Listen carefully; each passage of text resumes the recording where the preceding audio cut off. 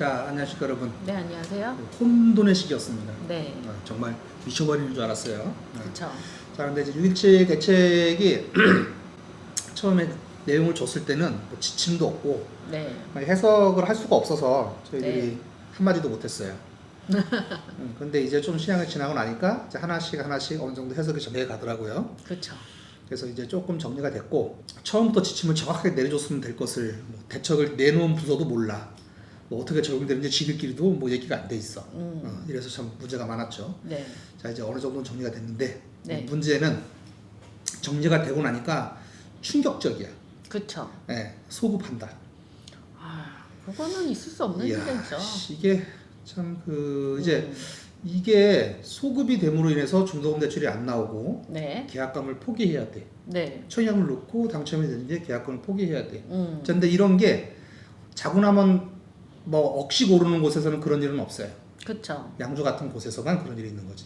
왜? 어차피 그 사람들 당첨이 안 되는 곳이니까. 그리고 여기는 거의 실거주자 위주로 돌아가고 있잖아요. 그렇죠, 그렇죠. 그러면은 자, 실거주자가 지금 피해를 보는 거죠. 그렇죠. 그래서 다시 한번 정리를 해보면 네. 중도금 대출이 안 나서 계약금을 포기해야 되는 상황. 네. 그 다음에 팔 수 없는 집을 팔아야 돼. 시골의 집을 판다든가, 뭐 경기 남부의 집을 팔고 직장이 거긴데 네. 일로 와야 돼. 네. 강남 집을 직장이 거긴데 애들도 학원 다니는데 그걸 팔고 일로 와야 돼. 그렇죠. 이런 말도 안 되는 경우. 네. 그 다음에 집단 대출 LTV가 줄어들게 되면 네.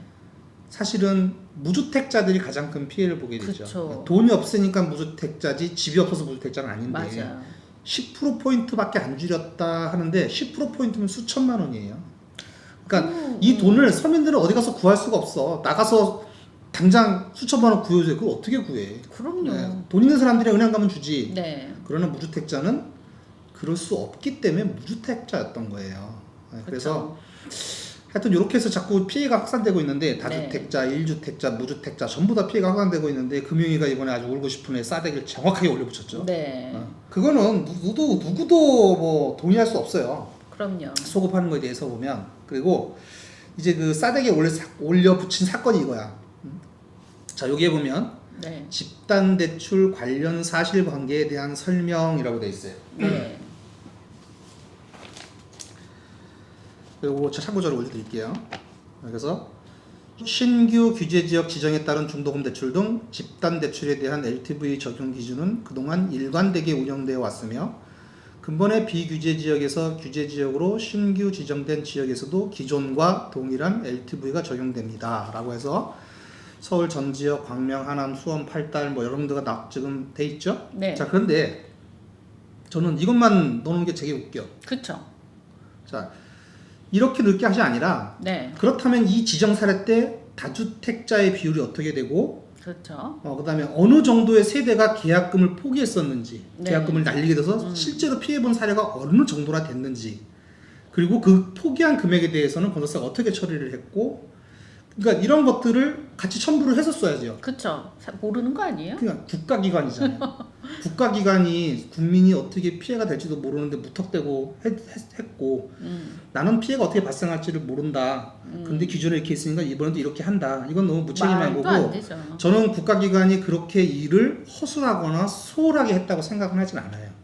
그러니 이 데이터도 네. 있을 거야. 아마 없다면 직무유기고 그렇죠. 그냥 지정했다는 그냥 말밖에 안 아무 돼. 생각 없이 했다는 소리밖에 안 되니까 저는 그 국가에서 일을 그렇게 허술하게 했다고 생각하지 않습니다. 네.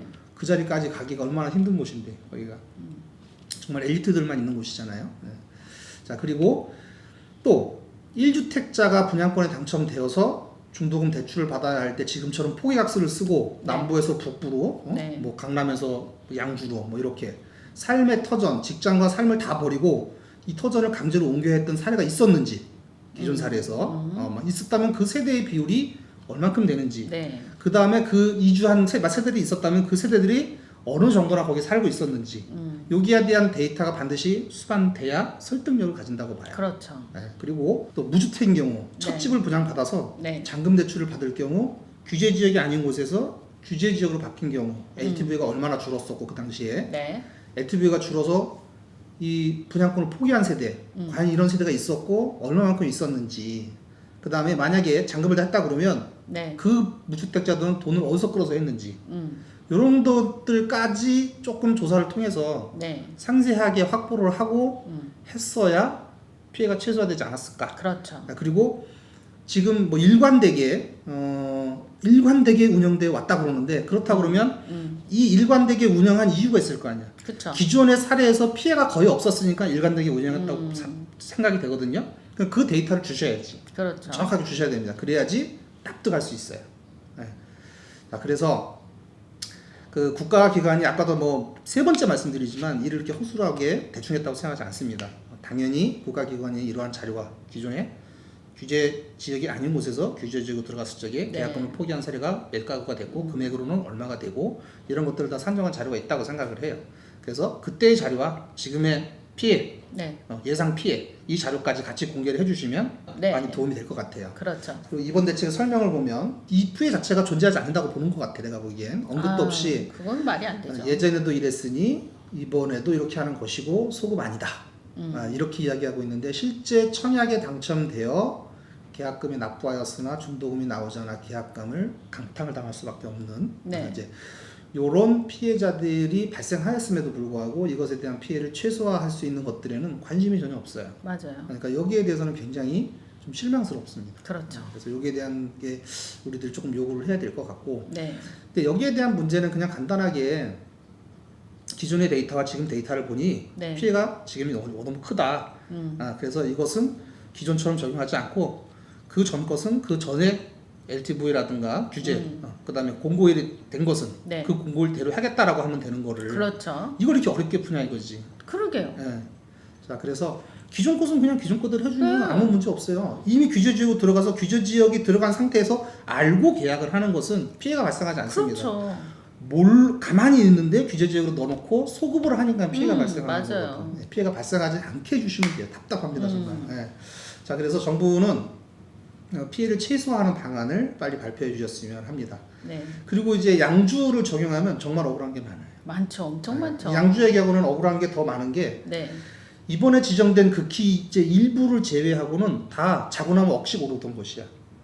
네. 그러니까 청약 시장도 1주택자나 무주택자는 당첨될 가능성이 제로야. 그렇죠. 대부분 다 무주택자, 그 중에서도 가점이 높은 사람들이 많이 네. 당첨이 됐잖아요. 그러니까 여기처럼 계약을 했는데 중도금이 안 나오는 케이스는 별로 없어요. 그렇죠. 왜 자고 나면 억씩 오르는 뜨거운 곳이니까 청약 현질이 뭐 수십 대 1이니까. 네. 여기는 미분양 관리 지역이었단 말이야. 그렇죠. 그러니까 얼마 전까지만 해도 미분양 관리 지역이기 때문에 주택을 이미 소유하신 분들이 이 미분양을 사주지 않으면 이 미분양은 영원히 소진될 수가 없어요. 그랬죠. 왜냐하면 돈이 없는 거지 집이 없는 건 아니니까. 맞아요. 예. 네. 무주택자한테만 사라 그러면 돈이 없다니까. 맞아. 그러니까 당연히 이 미분양 관리 지역이었고 여기에서는 다주택자나 뭐 1주택자 분들이 작은 돈으로 소액 네. 투자처로서 주택을 구입한 면모가 굉장히 커요. 그리고 그렇죠. 그분들 때문에 양주가 빌빌빌빌 거리면서 지금까지 왔던 거거든. 그렇죠. 그런데 미분양 관리 지역에 미분양을 하나 사줬더니 일로 이사 오른다? 말도 안 되지. 그리고 중도금 안 해준다 다주택자라고? 말도 안 되죠. 그러니까 이게 사람을 환장하게 하는 거죠. 네. 그러니까 양주에는 이러한 피해자들이 굉장히 많아요. 엄청 그러니까 많죠. 양주시도 건설사들은 아마 그 서류를 받으니까 다 알고 있을 거예요. 네. 건설사에다가 공문을 보내서 1주택자 중도금 다주택자. 기존 주택을 처분해야 하는 피해를 보게 된 네. 그러니까 기존 주택을 처분해야 하는 피해를 보게 된 1주택자 네. 그 다음에 중도금 대출이 안 나오는 다주택자 네. 이것을 빨리 파악을 해볼 필요가 있어요. 네. 네. 그리고 이제 특정 그 아파트 같은 경우에는 500가구 이상 미분양이 났었잖아요. 그렇죠. 거기에 대한 피해 사례도 수집을 해서 자 우리는 이렇게 피해가 받고 금액으로는 얼마다. 네. 이거를 조금 다시 한번 소급 적용에 대해서 다시 한번 생각을 해봐라. 라고 좀 공문을 보내줘야 되지 않냐. 거기에다가 뭐 2018년 12월 이전 분양권은 주택으로 안 받다가 이번에 다 주택으로 보게 되는 그렇죠. 이런 불상사. 주택으로 본다 그랬다가 안 본다 그랬다가 뭐 이게 뭐야 이게. 그러니까 굉장히 억울한 게 많아 양주는. 엄청 많죠. 차라리 뭐 네. 자고 나면 1억씩 오르다가 조정지역이 딱 되면 억울하진 않아요. 그렇죠. 왜? 벌어놓은 게 되게 많으니까. 근데 양주처럼 미분양 관리 지역 1주택자나 다주택자가 사주지 않으면 미분양이 해소되지 않는 곳에서 네. 1주택자나 다주택자가 사줬단 말이야. 근데 이 사람들을 중도금 대출을 안 해줘서 계약금을 날리게 만들고 경기 남부에서 일로 직장까지 다 옮기라고 그러고. 그러니까 이거는 말이 안 되는 거다. 형평성에도 맞지 않고. 그래서 이거는 좀 다시 한번 고려를 한번 해봐야 되고, 그다음에 양주시청 뭐 관계자분들도 여러 가지 노력을 하고 있다 그러니까 네. 이러한 것들을 다 취약해서 수치화시키고 금액을 현실화시켜서 다시 금융에다가 이러한 피해 발생하는데 이러한 피해는 어떻게 할 거냐. 네. 우리도 할 수 있는 방안이 없다. 금융에서는 대책이 있냐. 이런 것들에 대해서 다시 한번 어필을 하고 양주시가 정말 최대의 피해자라는 거를 계속 주지시켜줄 필요는 있습니다. 그렇죠. 왜냐면 이 사람들은 이걸 몰라. 네, 맞아요. 자, 그래서 다시 한번 말씀드리지만 양주나 뭐 이번에 소급 적용돼서 네. 피해를 본 사람들 주장 간단해요. 그냥 공고를 기준으로 해줘라. 소급하지 말아라. 그때 기준으로 다 해주고 잔금 대출도 그때 기준으로 해줘라. 모든 서민들은 공고일 기준으로 내 자금을 계획하죠. 그렇죠. 네. 특히 무주택자분들. 네. 5%만 해도 큰 충격이 엄청 와요. 큰 충격이죠. 이 지역에서는 엄청 충격이에요. 엄청나게 큰 충격이 네. 와요. 수천만 원인데 네. 아까도 말씀드리지만 돈이 없는 거지 집이 없는 건 아니니까. 네, 맞아요. 그리고 부자들은 은행 가면 돈 꽂지만 여기는 안 꽂아요. 네. 굉장히 다릅니다. 금액이라고 하는 게. 그래서 이제 저희들의 요구는 간단합니다. 수천만 원씩 건설사에 뜯기지 않게 하고 네. 생활 터전을 팔고 양주로 오지 않게 네. 가뜩이나 없는 돈 영끌해서 전세살이 살아서 이제 그 소름 벗어나려고 계획 다 세우고 허리띠 졸라매서 대출 받아서 살라고 그러는데 없는 것도 평생 세나 살으라고 그냥 LTV 줄여버리고 대출을 줄여버리면 네. 집 못 사 평생. 그렇죠. 네, 자 그래서 이거는 어디에서도 돈 빌릴 데가 없어요. 서민들은. 네. 무주택자분들은 돈 빌릴 데도 없어요. 그래서 서민이고 무주택자인 거야. 돈이 없어서 무주택이지 집이 없어서 무주택은 아닙니다. 그래서 5천원 큰맘 먹고 주택 마련하려던 사람한테 엄청 큰 실망감을 줬어요. 그렇죠, 그렇죠. 그래서 무주택 실수요자들 살려주시고 미분양 관리 지역에서 미분양 사준 네. 우리 1주택자, 2주택자 이상 분들 피해 없게 해주세요. 앞으로 사겠습니까? 이거 미분양 관리 지역 가서? 그러니까요. 네, 자 그래서 우리들의 네. 소원은 통일이 아니야.